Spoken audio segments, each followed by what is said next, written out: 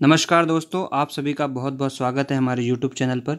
और आज का वीडियो काफ़ी ज़्यादा इम्पोर्टेंट होने वाला है, क्योंकि आज के वीडियो से हम एक नई लेक्चर सीरीज़ शुरू कर रहे हैं जो कि मध्य प्रदेश एमपी जीके के समस्त क्वेश्चन जो कि व्यापम द्वारा अपनी परीक्षाओं में पूछे गए हैं, जो कि 2015 से लेके 2021 तक सारे क्वेश्चन जो आज तक व्यापम ने अपनी परीक्षाओं में पूछे गए हैं उसका संकलन करके ये लेक्चर सीरीज प्रारंभ की गई। और इसमें जो क्वेश्चन होने वाले हैं वो लगभग 3 से 4 हज़ार क्वेश्चन हैं। और 3 से 4 हज़ार क्वेश्चन को कवर करने के बाद और जो उसका सॉल्यूशन है वो इस तरीके से डिज़ाइन किया है कि एक क्वेश्चन से लगभग 10 क्वेश्चन कवर होने वाले हैं। तो आप समझ लीजिए, अगर एक क्वेश्चन से 10 क्वेश्चन कवर होंगे तो 3000 क्वेश्चन के साथ साथ आप 30,000 फैक्ट्स को याद कर पाएंगे। तो बहुत ही ज़्यादा इंपॉर्टेंट है एमपी जीके की ये सीरीज़। और इस लेक्चर में 2015 के क्वेश्चन को कवर किए हैं।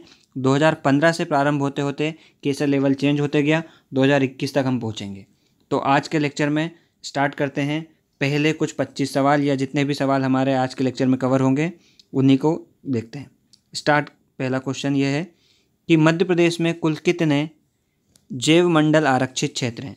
तो मध्य प्रदेश में कुल कितने जैव मंडल आरक्षित क्षेत्र हैं, तो इसका सही आंसर होगा मध्य प्रदेश में कुल 3 जैव मंडल आरक्षित क्षेत्र हैं। अब बात करें जैव मंडल आरक्षित क्षेत्र क्या होता है, तो जैव मंडल आरक्षित क्षेत्र जो प्रारंभ हुआ, यहाँ पे तीनों चीज़ें मतलब समुद्री स्थल, ज़मीन पे सभी में जीवों की बहुत अच्छी तरीके से देखभाल की जाती है और पूर्णतः उन्हें खुला वातावरण प्रोवाइड किया जाता है, वही जैव मंडल आरक्षित क्षेत्र होता है। और ये जो अवधारणा है वो देश में प्रारंभ हुई थी 1986 से। और भारत में कुल कितने 18 जैव मंडल आरक्षित क्षेत्र हैं, जिसमें से 3 हैं मध्य प्रदेश में। अब इसके अदर फैक्ट्स जो इस क्वेश्चन से संबंधित हैं, जो कि अन्य किसी सवालों में आपसे पूछे जा सकते हैं किसी भी परीक्षा के दौरान। तो क्या कि वे 3 कौन से हैं, तो पहला है पचमणी जैव मंडल आरक्षित क्षेत्र, दूसरा है अमरकंटक जैव मंडल आरक्षित क्षेत्र और तीसरा है पन्ना जैव मंडल आरक्षित क्षेत्र। जो 3 जैव मंडल आरक्षित क्षेत्र हैं जो मध्य प्रदेश में हैं उनके नाम है पचमणी, अमरकंटक और पन्ना। अब पचमणी जो जैव मंडल आरक्षित क्षेत्र है वह स्थित है होशंगाबाद जिले में और यह फेमस है बड़ी गिलहरी के लिए। बड़ी गिलहरी के लिए फेमस है पचमणी जैव मंडल आरक्षित क्षेत्र, जो कि होशंगाबाद में। इसकी स्थापना हुई थी सन 1999 में। और जो पचमणी जैव मंडल आरक्षित क्षेत्र है यह फैला हुआ है सतपुड़ा व भौरी अभ्यारण्य में। मतलब कि ऐसा मैं कहूँ कि जो सतपुड़ा और भौरी अभ्यारण्य है वो किस जैव मंडल में आते हैं, तो यह पचमणी जैव मंडल आरक्षित क्षेत्र के अंतर्गत आने वाले 2 अभ्यारण्य हैं। इसकी स्थापना हुई थी सन 1999 में। फिर स्थापित हुआ मध्य प्रदेश में अमरकंटक या अचानक कमार जैव मंडल आरक्षण क्षेत्र, जो कि सारस क्रेन हेतु फेमस है। यह मध्य प्रदेश और छत्तीसगढ़ दोनों ही में संयुक्त रूप से है। कुछ भाग मध्य प्रदेश में फैला है और कुछ भाग छत्तीसगढ़ में। इसकी स्थापना 2005 में हुई थी। लास्ट है पन्ना जैव मंडल आरक्षित क्षेत्र, जो कि पन्ना और छतरपुर में है। इसकी स्थापना हुई थी 2011 में। इनकी स्थापना का क्रम हो जाता है 1999, 2005 और 2011। और यूनेस्को की सूची में इसे कब शामिल किया, तो यूनेस्को में शामिल किया 2009 में पचमणी को, अमरकंटक अचानक मार को 2012 को और पन्ना को शामिल किया 2020 में। तो जैव मंडल आरक्षित क्षेत्र को यूनेस्को की सूची में शामिल कब किया गया, तो 2009 में सबसे पहले पचमणी को, 2012 में अमरकंटक और 2020 में पन्ना को। जो पन्ना जैव मंडल आरक्षित क्षेत्र है वह उसके अंतर्गत आते हैं गगेऊ अभ्यारण्य, केन अभ्यारण्य और पन्ना राष्ट्रीय उद्यान। गगेऊ अभ्यारण्य, केन अभ्यारण्य और पन्ना राष्ट्रीय उद्यान। तो सारी चीज़ें हो गई। पचमढ़ी, अमरकंटक और पन्ना तीनों की स्थापना वर्ष 1999, 2005 और 2011 हैं। ये क्रमशः 2009, 12 और 20 में यूनेस्को की सूची में शामिल किए गए। सतपुड़ा और भौरी अभ्यारण्य आते हैं पचमढ़ी जैव मंडल आरक्षित क्षेत्र में। गगेऊ, केन अभ्यारण्य एवं पन्ना राष्ट्रीय उद्यान आते हैं पन्ना जैव मंडल आरक्षित क्षेत्र में। सेकंड क्वेश्चन है, मध्य प्रदेश के उस्ताद अलाउद्दीन खां निम्नलिखित में से कौन से भारतीय शास्त्रीय संगीत घराने को आरंभ किया था। तो सबसे पहले तो आपको ये पता होना चाहिए कि उस्ताद अलाउद्दीन खान किससे रिलेटेड थे, तो ये थे रिलेटेड शास्त्रीय संगीत से। और उसमें भी मुख्यतः ये बजाते थे सरोद वादक थे। और इन्होंने कौन से घराने की स्थापना की थी, इन्होंने स्थापना की थी मेहर घराने की।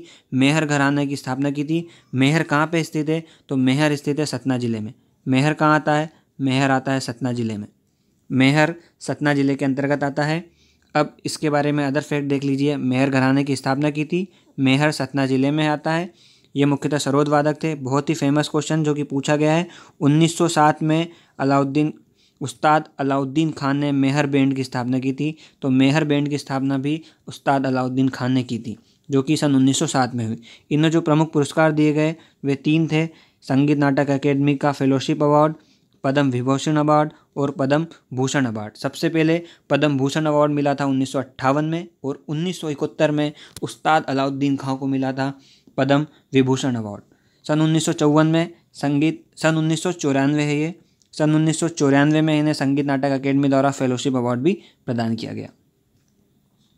फिर है मध्य प्रदेश के आदिवासियों में किन महिलाओं को गोधारीन कहा जाता है। मतलब कि आदिवासियों में किन महिलाओं को गोधारीन कहा जाता है। तो इसका सही आंसर है, इसमें जो ऑप्शन है वो नहीं दिया गया है, किंतु इसका सही आंसर होगा जिन्हें गोधारीन कहा जाता है तो वह कहलाती हैं गुदना कलाकार। मध्य प्रदेश में जो गुदना कलाकार होती हैं उन्हें गोधारीन कहा जाता है। गोधारीन कहलाती हैं गुदना कलाकार। और ये किस समुदाय की होती हैं? तो आदिवासी समुदाय में जो गुदना कलाकार होती हैं महिलाएं, उन्हें गोधारीन कहा जाता है। अब आदिवासी से संबंधित कुछ संबंधित फैक्ट देख लेते हैं। तो आदिवासी में सबसे पहले 2 समूह एसटी जिसे अनुसूचित जनजाति और एससी जिसे अनुसूचित जाति कहते हैं, इनका जनसंख्या प्रतिशत देखते हैं। तो एससी का जनसंख्या प्रतिशत है 21.1% और एससी का प्रतिशत है 15.6%। पूछा जाता है कि एसटी की जनसंख्या कितने प्रतिशत है और एसटी की कितनी है। अब सर्वाधिक जनसंख्या वाले जिले एसटी में देखते हैं। तो एसटी में जनसंख्यावार देखें तो सबसे ज़्यादा एसटी की पॉपुलेशन निवास करती है धार में, और सबसे ज़्यादा एसटी प्रतिशतवार निवास करते हैं अलीराजपुर में। अभी फर्स्ट याद रख लीजिए कि सबसे ज़्यादा धार में और प्रतिशतवार अलीराजपुर में, और एससी सबसे ज़्यादा एससी हैं इंदौर में और प्रतिशतवार एससी हैं उज्जैन में।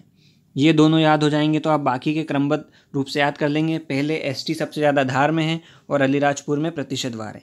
एससी सबसे ज़्यादा इंदौर में है और प्रतिशतवार उज्जैन में। नेक्स्ट क्वेश्चन है, मध्य प्रदेश के पूर्व राज्यपाल राम नरेश यादव, जिनका उस समय मतलब जब का क्वेश्चन था, जिनका हाल ही में निधन हो गया था, वह किस राज्य के पूर्व मुख्यमंत्री भी थे? तो मध्य प्रदेश के जो राज्यपाल थे राम नरेश यादव, ये मुख्यमंत्री रहे थे उत्तर प्रदेश के। सही आंसर होगा उत्तर प्रदेश के मुख्यमंत्री थे। अब उत्तर प्रदेश के कब मुख्यमंत्री बने? तो उत्तर प्रदेश के मुख्यमंत्री थे ये 1977 के समय। 1977-1979 के समय यूपी के मुख्यमंत्री बने, और उस समय यूपी में सरकार थी जनता पार्टी की। और किंतु जनता पार्टी के साथ ये मुख्यमंत्री तो रहे, बाद में कांग्रेस पार्टी इन्होंने ज्वाइन कर ली थी और बाद में कांग्रेस में ही रहे। तो सबसे पहले तो मध्य प्रदेश के कौन से राज्यपाल थे? तो 16वें क्रम के राज्यपाल थे। 2011 से 2016 इनकी समय अवधि थी। तो याद करने में आसान रहेगा, 2011 से 2016, और 16वें ही नंबर के राज्यपाल थे। और सीएम थे यूपी के, उत्तर प्रदेश के 10वें सीएम थे 1977 से 1979 तक के। अब बात जब हमने राज्यपाल की गई तो पहले राज्यपाल थे बी पट्टाभी सीतारमैया, और वर्तमान में राज्यपाल है मध्य प्रदेश की आनंदीबेन पटेल।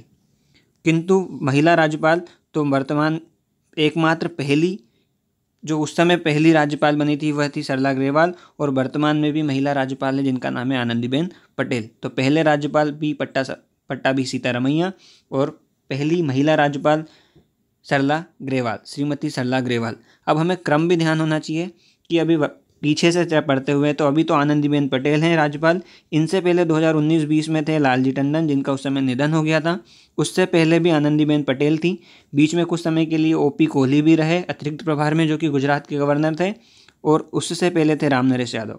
तो राम नरेश यादव का क्रम देखें तो राम नरेश यादव के पहले रामेश्वर ठाकुर, फिर आनंदीबेन पटेल, फिर लालजी टंडन और फिर आनंदीबेन पटेल। तो इनके सन कब से कब तक कौन कौन रहा ये भी याद रखना है। अभी आप सिर्फ ये देख लीजिए कि रामेश्वर ठाकुर के बाद राम नरेश यादव आए, राम नरेश यादव के बाद आनंदीबेन पटेल, फिर लालजी टंडन, फिर आनंदीबेन पटेल। फिर क्वेश्चन है, भीमगढ़ बांध का निर्माण निम्नलिखित में से किस नदी पर किया गया था? तो भीमगढ़ जो बांध है उसका निर्माण हुआ है बेनगंगा नदी पे। भीमगढ़ बांध का निर्माण हुआ है बेनगंगा नदी पर। अब बेनगंगा नदी पर भी भीमगढ़ बांध का निर्माण कहाँ हुआ है? तो भीमगढ़ बांध का निर्माण हुआ है बेनगंगा नदी के सिवनी जिले में। सिवनी जिले में भीमगढ़ बांध का निर्माण है। इसका अन्य नाम क्या है? इसे एक और नाम से जानते हैं जिसका नाम है संजय सरोवर बांध।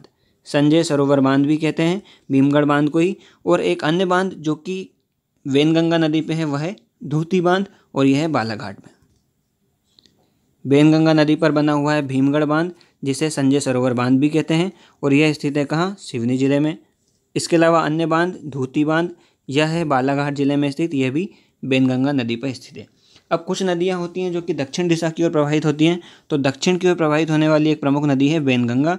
इसके अलावा अन्य नदी वर्धा, कानन, पेंच और प्राणहिता, ये चारों पांचों नदियां दक्षिण की ओर प्रवाहित होती हैं। और वर्धा, कानन, पेंच, प्राणहिता सारी की सारी दक्षिण की ओर प्रवाहित होने वाली नदियां हैं। वैनगंगा जो नदी है यह मुख्य नदी है, कहाँ बहने वाली, दक्षिण की ओर, और दक्षिण की ओर बहते हुए महाराष्ट्र में एक नदी के साथ संगम करती है, और वहाँ पे संगम को प्राणहिता के नाम से जाना जाता है, और फिर ये गोदावरी नदी में मिल जाती है। मतलब कि वैनगंगा सहायक नदी है किसकी, गोदावरी नदी की सहायक नदी है, और इसका उद्गम होता है गोपालगंज सिवनी से। तो वैनगंगा का उद्गम होता है गोपालगंज सिवनी से, और महाराष्ट्र में प्राणहिता संगम के बाद गोदावरी नदी में जाके मिल जाती है। अहिराई निम्नलिखित में से किस जनजाति का मुख्य परंपरागत नृत्य है? तो अहिराई जो डांस है वो है भारिया जाति का। बहुत फेमस जाति है भारिया, जो कि छिंदवाड़ा के पातालकोट में निवास करती है। इसका फेमस डांस है अहिराई। अब भारिया जाति के अन्य जो डांस हैं वो कौन कौन से हैं? तो अन्य फेमस डांस है भड़म, सेतम, सेला और अहिराई।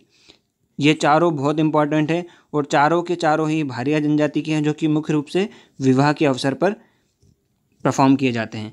अब जो हमारे राज्य का राजकीय नृत्य है उसका नाम है राई, और जो नाट्य है उसका नाम है माच। तो जो राजकीय नृत्य है राई, मध्य प्रदेश का राजकीय नृत्य है राई, जो कि मुख्य रूप से बुंदेलखंड व बघेलखंड के क्षेत्र में परफॉर्म किया जाता है। अब बुंदेलखंडी राई और बघेलखंडी राई में यह डिफरेंस है कि बुंदेलखंडी जो राई होता है वो मृदंग के साथ में नाचे जाता है, और बघेलखंड की राई को परफॉर्म करते समय इसमें ढोलक का उपयोग किया जाता है।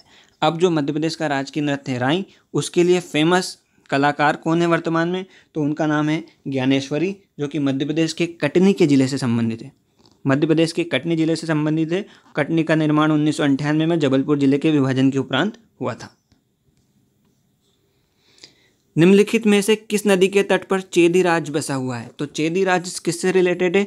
चेदी राज रिलेटेड है शिशुपाल से। चेदी राज रिलेटेड है शिशुपाल से। और चेदी राज किस नदी के किनारे पे बसा हुआ था? तो जिस नदी के किनारे पे बसा हुआ था उस नदी का नाम है बेतवा। बेतवा नदी के किनारे पे बसा हुआ था। किंतु किन दो नदियों के बीच चेदी साम्राज्य फैला हुआ था? तो जो नदियाँ जिनके बीच चेदी साम्राज्य फैला हुआ था वे नदियाँ हैं चंबल व केन। चंबल व केन नदियों के बीच चेदी साम्राज्य फैला हुआ था, और चेदी साम्राज्य का जो क्षेत्र आता है वह बुंदेलखंड में आता है। बुंदेलखंड क्षेत्र में चेदी साम्राज्य फैला हुआ था। इसे शिशुपाल द्वारा स्थापित किया गया था। अब चंबल व केन नदी के किनारे के बीच में तो बसा हुआ था, किंतु किस नदी के तट पे? तो बेतवा नदी के किनारे पे। और बेतवा नदी जिसकी लंबाई 590 किलोमीटर है। बेतवा नदी के बारे में मोस्ट इंपॉर्टेंट फैक्ट है, इसे मध्य प्रदेश व बुंदेलखंड की गंगा कहा जाता है। मध्य प्रदेश और बुंदेलखंड की गंगा कहलाती है कौन? बेतवा नदी। अब बेतवा नदी का उद्गम और अवसान देखें तो बेतवा नदी निकलती है रायसेन के कुमरा गांव से। रायसेन के कुमरा गांव से निकलती है, और यह नदी मिल जाती है यूपी के हमीरपुर में यमुना नदी से। मतलब कि बेतवा नदी हो गई सहायक नदी किसकी? सहायक नदी है बेतवा नदी यमुना नदी की। और बेतवा नदी की खुद सहायक नदियां हैं बीना, धसान और जामनी। बीना, धसान और जामनी, ये तीनों नदी बेतवा नदी की सहायक नदियां हैं। बेतवा नदी पे एक प्रमुख जलप्रपात है जिसका नाम है राहतगढ़ जलप्रपात, जो कि भालकुंड बीना में स्थित है। भालकुंड बीना में स्थित है, जिस जलप्रपात का नाम है राहतगढ़ जलप्रपात। 4 प्रमुख परियोजना भी देख लीजिए यहाँ पे, जिनके नाम है राहतगढ़ राजघाट, माती टीला, सम्राट अशोक परियोजना जो कि विदिशा में स्थित है मध्य प्रदेश के, परीक्षा परियोजना जो कि यूपी में स्थित है। किंतु जो 2 परियोजना बेतवा नदी पे हैं और सहयोगी किस किस की हैं? मध्य प्रदेश और उत्तर प्रदेश। संयुक्त रूप से जो 2 परियोजना है वह है राजघाट और माती टीला, जो कि मध्य प्रदेश और उत्तर प्रदेश की परियोजना है, और दोनों ही स्थित हैं बेतवा नदी पर। जनगणना 2011 के अनुसार मध्य प्रदेश में अनुसूचित जनजाति का प्रतिशत क्या है? इससे पहले एक क्वेश्चन में ही बता चुका हूं मैं कि एसटी का प्रतिशत है 21.1। तो सही आंसर होगा 21.1% एसटी जनसंख्या का प्रतिशत है। अब जनगणना से संबंधित पूरे फैक्ट देख लेते हैं। तो मध्य प्रदेश की जनगणना है 7,26,26,809, जिसमें से एससी की जनसंख्या है 15.6% और एसटी की जनसंख्या है 21.1%। अब नगरीय और शहरी में भी विभाजित कर लेते हैं। तो नगरीय है 27.6% और ग्रामीण जनसंख्या है 72.4%। पाँचवा जो हमें परसेंटेज याद रखना है वो है साक्षरता। तो साक्षरता में है 69.3%। अभी तक हमने 5% देखे। 15.6 होता है एससी, 21.1 है एसटी, नगरीय जनसंख्या है 27.6, ग्रामीण जनसंख्या है 72.4, साक्षरता है 69.3। इसको बांटे हम अलग अलग तो 78.7 हो गया हमारा पुरुषों का और 59.3 या 59.2 महिलाओं का। आप इस तरीके से याद रख लीजिए 59, 58, 59 और 78। तो एवरेज हो जाएगा साक्षरता का प्रतिशत, ये पुरुषों का मेल और ये फीमेल का प्रतिशत। अब ये याद होना चाहिए कि सबसे ज़्यादा जनसंख्या कहाँ पे है और सबसे कम जनसंख्या कहाँ पे है। तो सर्वाधिक जनसंख्या वाला जिला है इंदौर, फिर जबलपुर, फिर सागर। तो IJS इंदौर, जबलपुर, सागर हाईएस्ट पॉपुलेशन वाला क्रम। और न्यूनतम पॉपुलेशन वाला क्रम हमें ध्यान रखना है तो वो हो जाएगा NAH। N से निवाड़ी, A से आगरमालवा और H से हरदा। IJS NAH।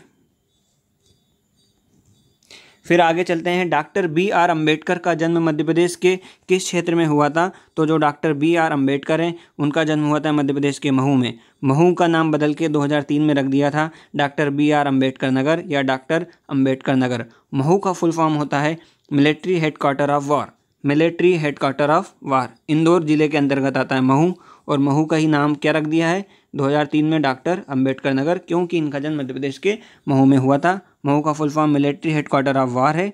अब महू इसलिए भी फेमस है क्योंकि यहाँ पे एक प्रमुख स्थल है, दार्शनिक और पर्यटन स्थल है जिसका नाम है पाताल पानी, और जाना पाव की पहाड़ी के लिए भी फेमस है। जाना पाव की पहाड़ी इसलिए फेमस है क्योंकि यहाँ से प्रसिद्ध मध्य प्रदेश की नदी, जो कि दूसरी सबसे बड़ी नदी है मध्य प्रदेश की, उसका नाम है चंबल नदी, जिसकी लंबाई है 965 किलोमीटर, वह निकलती है।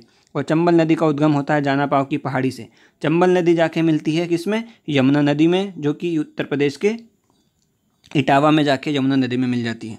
अब अन्य जो व्यक्ति हैं जो कि महू से संबंधित हैं, उसमें बहुत फेमस है किशनलाल। किशनलाल इसलिए फेमस है क्योंकि 1948 में जो हॉकी का लंदन ओलंपिक में हॉकी में गोल्ड मेडल जीता था, उसके कप्तान थे किशनलाल। इसके अलावा राजवर्धन सिंह और विजय कुमार, जिन्होंने शूटिंग में पदक जीते, ये भी military headquarter of war Mhow में पदस्थ थे आर्मी में। जिस दौरान इन्होंने पदक लिया था उसी दौरान ये महू में ही कार्यरत थे। इसके अलावा एक अन्य नाम गोल्फ से संबंधित है मुकेश कुमार और शंकर लक्ष्मण, ये भी हॉकी के कैप्टन, हॉकी के खिलाड़ी रहे हैं। राजवर्धन सिंह ने पदक जीता था 2004 एथेंस ओलंपिक में, और विजय कुमार ने जीता था 2012 के लंदन ओलंपिक में। खास करके किशनलाल इसलिए फेमस है क्योंकि किशनलाल इंडियन हॉकी टीम के कैप्टन थे जिसने 1948 के लंदन ओलंपिक में गोल्ड मेडल जीता था। मध्य प्रदेश प्रतिष्ठित कालिदास सम्मान किस वर्ष गठित किया गया था? तो जो मध्य प्रदेश का प्रसिद्ध कालिदास सम्मान है वह गठित किया गया था 1980 में। और इसी की तरह एक और फेमस पुरस्कार है जो कि 1980 से ही प्रारंभ किया गया था, उसका नाम है तानसेन पुरस्कार। 3 पुरस्कार ध्यान रखना है, 80 में 2 हो गए कालिदास और तानसेन, और 84 से प्रारंभ किया गया था लता मंगेशकर पुरस्कार। 1984 से प्रारंभ किया गया था लता मंगेशकर पुरस्कार। फिर 1992-93 से प्रारंभ किया कुमार गंधर्व पुरस्कार। 1997-98 में प्रारंभ किया था किशोर सम्मान।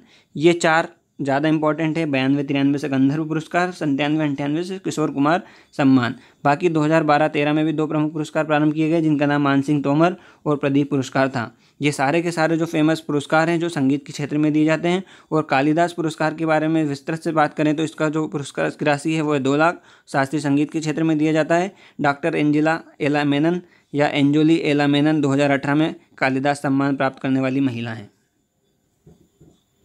मध्य प्रदेश उच्च न्यायालय की 2 खंडपीठ कहाँ पर स्थित है? तो मध्य प्रदेश उच्च न्यायालय की 2 खंडपीठ कहाँ पर स्थित है? यह है इंदौर और ग्वालियर में। मध्य प्रदेश उच्च न्यायालय की जो खंडपीठ है वह स्थित है इंदौर और ग्वालियर में। मध्य प्रदेश की जो प्रस्तावित खंडपीठ है वो कहाँ है? तो प्रस्तावित खंडपीठ की गई है 2015 में भोपाल में। मतलब प्रस्तावित खंडपीठ है भोपाल में, जो कि 2015 में प्रस्तावित की गई थी।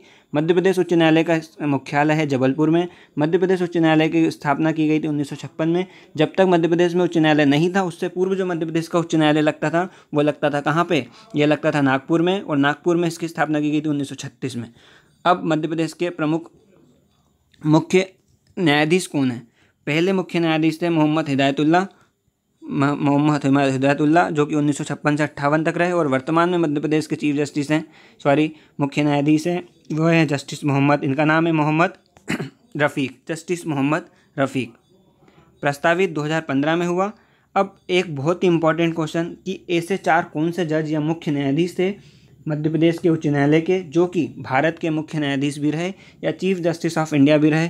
उनके नाम है एम हिदायतुल्ला, JS वर्मा, कृष्ण कुमार और शरद अरविंद बोबड़े। ये चारों ऐसे मुख्य न्यायाधीश रहे मध्य प्रदेश के उच्च न्यायालय के जो कि देश के चीफ जस्टिस ऑफ इंडिया भी रहे, JS वर्मा, कृष्ण कुमार, शरद अरविंद बोबड़े और एम हिदायतुल्ला। मध्य प्रदेश में कितने राष्ट्रीय उद्यान हैं? तो उस समय मध्य प्रदेश में राष्ट्रीय उद्यान कितने थे उस समय का क्वेश्चन है, उस समय कोई मतलब नहीं। वर्तमान में है 12 राष्ट्रीय उद्यान। 12 को भी हम 6 भागों में बांट सकते हैं। 6 ऐसे राष्ट्रीय उद्यान हैं जो कि प्रोजेक्ट टाइगर में शामिल हैं और 6 ऐसे राष्ट्रीय उद्यान हैं जो कि प्रोजेक्ट टाइगर में शामिल नहीं हैं। मध्य प्रदेश में कुल 12 नेशनल पार्क हैं जिसमें से 6 प्रोजेक्ट टाइगर में हैं और 6 प्रोजेक्ट टाइगर में शामिल नहीं है। पहला राष्ट्रीय उद्यान का नाम है कान्हा-किसली राष्ट्रीय उद्यान, जो कि अभ्यारण्य बना था 1933 में, वन्यजीव अभ्यारण्य बना था 1933 में। 1955 में राष्ट्रीय उद्यान बना और प्रोजेक्ट टाइगर में शामिल होने वाला पहला राष्ट्रीय उद्यान मध्य प्रदेश का था 1974 में शामिल होने वाला कान्हा-किसली राष्ट्रीय उद्यान। एकमात्र राष्ट्रीय उद्यान है जिसका मैस्कट है, और इसका मैस्कट था 2017 में भूर सिंह द बारहसिंगा, जो कि किसने बनाया था, डिज़ाइन किया था? रोहन चक्रवर्ती ने इसे घोषित किया था, या इसके बारे में जो इसका स्केच तैयार किया था भूर सिंह द बारहसिंगा का, या नाम दिया जिन्होंने उनका नाम था रोहन चक्रवर्ती। बारहसिंगा हमारा राष्ट्रीय पशु भी है जो ब्रेडारी प्रजाति का है। इसे ललदरी हिरण भी कहा जाता है। अब 6 कौन कौन से हैं? तो कान्हा, पेंच बांधो, पन्ना, सतपुड़ा, संजय। कान्हा, पेंच बांधो, पन्ना, सतपुड़ा, संजय। इससे 6 की 6 नाम याद रखना है। आपसे ऑप्शन में पूछा जाएगा कि इसमें से कौन सा राष्ट्रीय उद्यान टाइगर रिजर्व में शामिल नहीं है, तो कौन कौन से शामिल हैं? कान्हा, पेंच बांधव, पन्ना, सतपुड़ा, संजय डुगरी। अब ये कहाँ कहाँ स्थित है वो ज़्यादा कुछ हो जाता है इसी क्वेश्चन में, तो किसी क्वेश्चन में जब नेशनल पार्क के बारे में पूछा जाएगा तो उनके स्थान भी हम आपको पढ़ा देंगे। मंदसौर शहर निम्नलिखित में से कौन से भौगोलिक क्षेत्र में आता है? तो मंदसौर कहाँ पे आता है? मंदसौर की स्थिति मध्य प्रदेश के इस साइड में है, तो मंदसौर आता है मालवा के क्षेत्र में। मालवा के बारे में विशेष बात यह है कि यहाँ की जलवायु की विश्व की श्रेष्ठतम जलवायु कहा है किसके द्वारा? फाहियान के द्वारा। फाहियान थे चीनी यात्री। फाहियान ने मध्य प्रदेश के मालवा के को श्रेष्ठतम जलवायु कहा है, और यह किस क्षेत्र में अंतर्गत आता है? मंदसौर आता है मालवा के क्षेत्र में। मालवा का पठार मध्य प्रदेश का संपूर्ण सबसे बड़ा क्षेत्रफल की दृष्टि से सबसे बड़ा भूभाग है, जो कि संपूर्ण मध्य प्रदेश के कुल 28% भूभाग को कवर करता है। मालवा का पठार 28%, और दूसरे नंबर पर आता है नर्मदा घाटी जो कि 26% भूभाग पर फैली हुई है। अब मालवा के पठार के बारे में बात करें तो मालवा के पठार का निर्माण दक्कन ट्रेप की लावा एवं बेसाल चट्टानों के टूटने से इसका निर्माण हुआ है। 3 ऊंची चोटी, तो मालवा के पठार की सबसे ऊंची चोटी है सिगार चोटी, जिसकी ऊंचाई 881 मीटर है। सिगार चोटी 181 मीटर। जानापाव की पहाड़ियाँ, जानापाव की चोटी जहाँ से चंबल नदी निकलती है 854 मीटर, और धजारी चोटी जिसकी ऊंचाई है 810 मीटर।